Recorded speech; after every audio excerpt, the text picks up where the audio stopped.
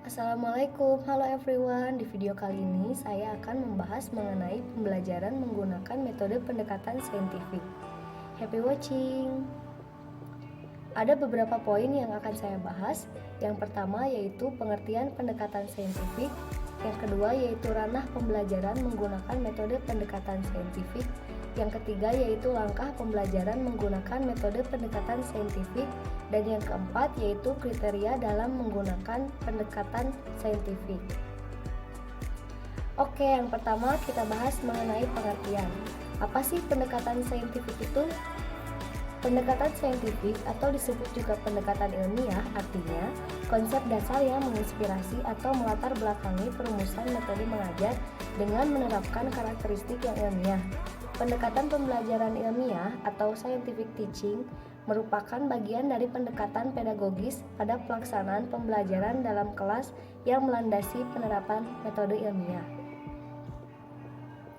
Penerapan pendekatan saintifik dalam pembelajaran tidak hanya fokus pada bagaimana mengembangkan kompetensi siswa dalam melakukan observasi atau eksperimen, namun bagaimana mengembangkan pengetahuan dan keterampilan berpikir sehingga dapat mendukung aktivitas kreatif dalam berinovasi atau berkarya. Pada penerapan atau implementasi kurikulum 2013 di sekolah, guru salah satunya harus menggunakan pendekatan saintifik karena pendekatan ini lebih efektif hasilnya dibandingkan pendekatan tradisional. Yang kedua, kita bahas mengenai ranah pembelajaran menggunakan metode pendekatan saintifik. Proses pembelajaran yang mengimplementasikan pendekatan saintifik akan menyentuh tiga ranah, yaitu sikap atau afektif, pengetahuan atau kognitif, dan keterampilan atau psikomotor.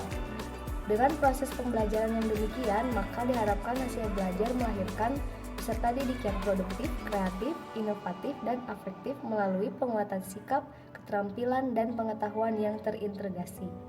Ranah sikap menggamit transformasi substansi atau materi ajar agar peserta didik tahu mengapa. Ranah keterampilan menggamit transformasi substansi atau materi ajar agar peserta didik tahu bagaimana. Ranah pengetahuan menggamit transformasi substansi atau materi ajar agar peserta didik tahu apa. Hasil akhirnya adalah peningkatan dan keseimbangan antara kemampuan untuk menjadi manusia yang baik atau soft skill dan manusia yang memiliki kecakapan dan pengetahuan untuk hidup secara layak atau hard skill dari peserta didik yang meliputi aspek kompetensi, sikap, pengetahuan, dan keterampilan.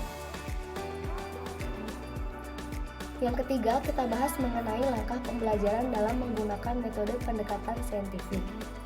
Ada 5 langkah dalam metode pendekatan saintifik. Yang pertama, observing atau mengamati, yaitu membaca, mendengar, menyimak, melihat tanpa atau dengan alat untuk mengidentifikasi hal-hal yang ingin diketahui. Yang kedua, questioning atau menanyakan, yaitu mengajukan pertanyaan mengenai hal-hal yang tidak dapat dipahami dari apa yang diamati atau pertanyaan untuk mendapatkan informasi tambahan tentang apa yang diamati.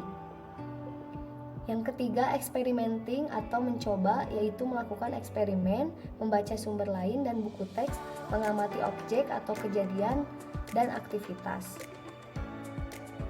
Yang keempat, associating atau menalar, yaitu mengolah informasi yang sudah dikumpulkan baik terbatas dari hasil kegiatan mengumpulkan atau eksperimen maupun hasil dari kegiatan mengamati dan kegiatan mengumpulkan informasi, lalu mengolah informasi yang sudah dikumpulkan. Yang kelima, communicating atau mengkomunikasikan, yaitu menyampaikan hasil pengamatan, kesimpulan berdasarkan hasil analisis secara lisan, tertulis, atau media lainnya. Yang keempat, kita bahas mengenai kriteria dalam menggunakan metode pendekatan saintifik. Berikut kriteria dalam menggunakan metode pendekatan saintifik. Yang pertama yaitu materi pembelajaran berbasis pada fakta atau fenomena yang dapat dijelaskan dengan logika atau penalaran tertentu, bukan sebatas kira-kira, hayalan, legenda, atau dongeng semata. Yang kedua yaitu penjelasan guru, respon siswa, dan interaksi edukatif guru dan siswa terbebas dari prasangka yang serta-merta, pemikiran subjektif, atau penalaran yang menyimpang dari alur berpikir logis. Yang ketiga yaitu mendorong dan menginspirasi siswa berpikir secara kritis, analitis, dan tepat dalam mengidentifikasi, memahami, memecahkan masalah, dan mengaplikasikan materi pembelajaran. Yang keempat yaitu mendorong dan menginspirasi siswa mampu berpikir hipotetik dalam melihat perbedaan, kesamaan, dan tautan satu sama lain dari materi pembelajaran. Yang kelima yaitu mendorong dan menginspirasi siswa mampu memahami, menerapkan, dan mengembangkan pola berpikir yang rasional dan objektif dalam merespon materi pembelajaran. Yang keenam yaitu berbasis pada konsep, teori, dan fakta empiris yang dapat dipertanggungjawabkan. Yang ketujuh yaitu tujuan pembelajaran dirumuskan secara sederhana dan jelas, namun menarik sistem penyajiannya. Sekian penjelasan dari saya. Terima kasih. Wassalamualaikum warahmatullahi wabarakatuh.